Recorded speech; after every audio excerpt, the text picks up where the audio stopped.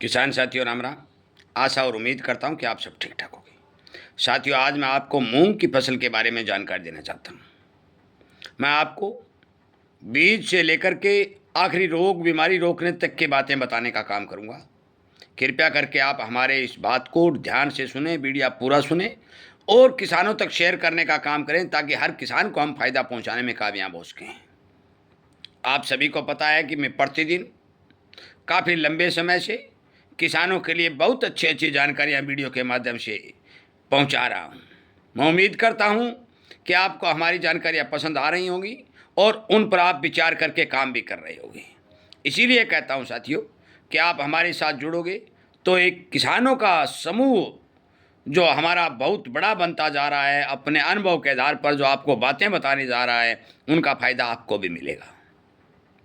Subscribe करें, घंटे का बटन दबाएं ताकि तुरंत वीडियो मिल जाए और शेयर ज़रूर करें। साथियों, अब की बार आपको पता है कि मूंग की बिजाई प्लस बढ़ने वाली है और ये बढ़ने का कारण भी है क्योंकि मूंग के पिछले साल किसान को अच्छे भाव मिले। इस साल भी मूंग के अच्छे भाव मिलने की उम्मीद दिखाई दे रही है और मूंग एक कम पानी वाली फसल है। किसान थोड़ी सी निगरानी रखता है तो मूंग के अंदर बीमारी भी कम आती है। सबसे पहले तो मैं बता दूं कि मूंग की बिजाई का समय शुरू हो चुका है। अब 1 महीने तक या सवा महीने तक आप अपने मूंग की बिजाई कर सकते हैं।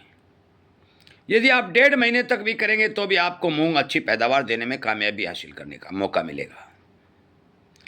किस्मों की बात करूं साथियों, पिछले 3-4 वर्षों में हमारे हरियाणा की इसार जो हमारा चौधरी चरण सिंह कृषि विश्वविद्यालय की वैरायटी है 1142, वो सबसे टॉप चल रही है और मैं आपको यही राय देता हूं कि आप 1142 वैरायटी का ही चयन करें। उनकी दूसरे नंबर की वैरायटी है 421, ये भी बढ़िया वैरायटी है। ये दोनों ही वैरायटियां आपको अच्छी पैदावार देने का काम करेंगी। चर्चा करता हूं कि मूंग के अंदर आने वाले बैंकर से बैंकर पीला मृतुआ रोग की। आपको पता है कि आपके और हमारे राजस्थान के कृषि मंत्री श्रीमान किरोड़ी लाल जी मीणा ने पिछले साल एक बहुत ही अच्छी प्राइवेट कंपनी का बीज लगाया और उन्होंने कहा कि पीला रतुआ नहीं आएगा, परंतु पूरा मूंग पीला हो गया और मंत्री जी ने यह बात वीडियो के अंदर अपने खेत में जाकर बोली। तो मैं किसी भी प्राइवेट कंपनी के बीज की सिफारिश नहीं करता।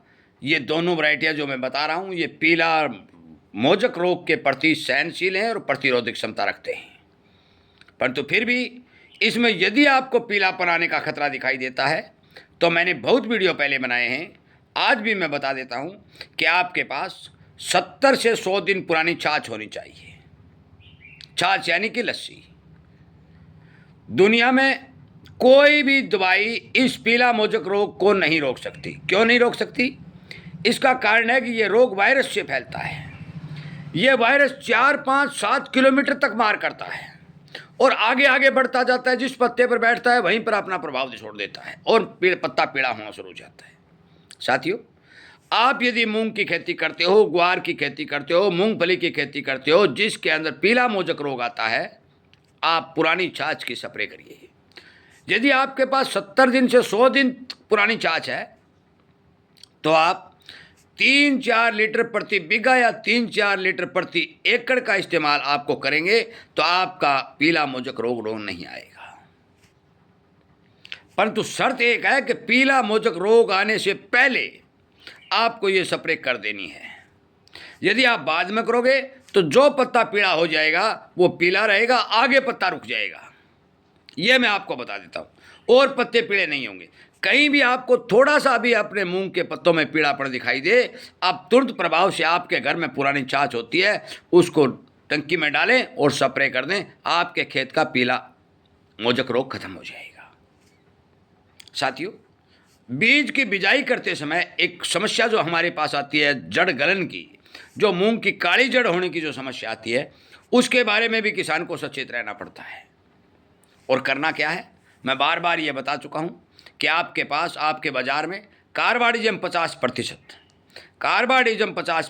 जो एक अच्छा फंगिसाइड के तौर पर बाज़ार में मिलता है, आप उसका इस्तेमाल करिए।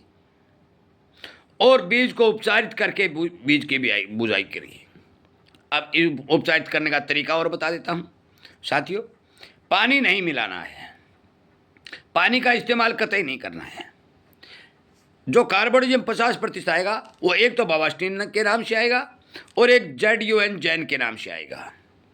आप इस पाउडर को 4-5 ग्राम 10 ग्राम, ज़्यादा जल जाएगा तो कोई दिक्कत नहीं, 5 ग्राम से कम मत डालिए।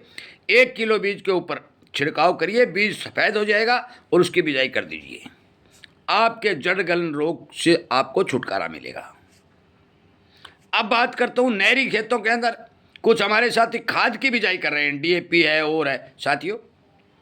मूंग के अंदर यदि आप यूरिया डालना चाहते हैं तो बिजाई से पहले यूरिया थोड़ी बहुत जितनी डालनी हो डाल सकते हैं, उसके बाद में यूरिया का इस्तेमाल उसमें नहीं करना है। यदि आप अपनी फसल अच्छी बनाना चाहते हो, सुंदर बनाना चाहते हो, तो 15 किलो प्रति एकड़ के हिसाब से सरसों की खली का इस्तेमाल कर सकते हो।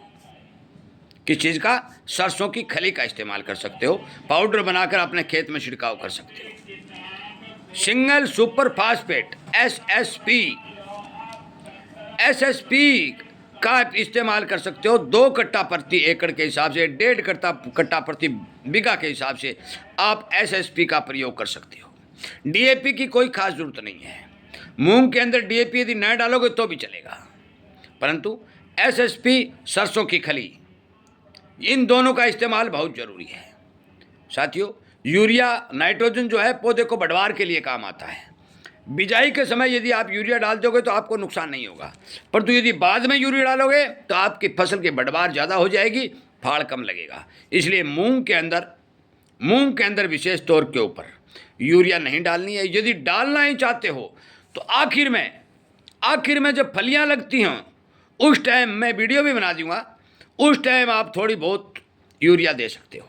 ये वीडियो सेव करके रख लें, आपको याद रह जाएगा। क्योंकि यदि बरसात हो जाती है, पानी लगाते हो और फाड़ आते समय आप यूरिया का इस्तेमाल करते हो तो वो फाड़ एकदम से दाना बना लेगा, आपकी पैदावार बढ़ेगी। और ये फार्मूला पिछले साल मैंने सोयाबीन के ऊपर अपनाया था, इस बार भी यही फार्मूला सोयाबीन पर अपनाया जाएगा। फाड़ के ऊपर यूरिया का अच्छा रिजल्ट देखा गया है, परंतु बीच में यदि यूरिया डालोगे तो आपको बढ़वार ज़्यादा होगी, नुकसान होगा। साथियों, ये तौर तरीके अपनाकर यदि खेती करते हो तो आपको फायदा होगा। और मूंग के अंदर कीड़े मकोड़े तेला चेपा जो आने की संभावना बनती है, अब भी कुछ किसानों ने जो अगेती मूंग की बिजाई कर रखी है उनके पत्तों में छेद हुए हैं, उसके लिए मैंने एक वीडियो बना रखा है, दवाई भी बता रखी है।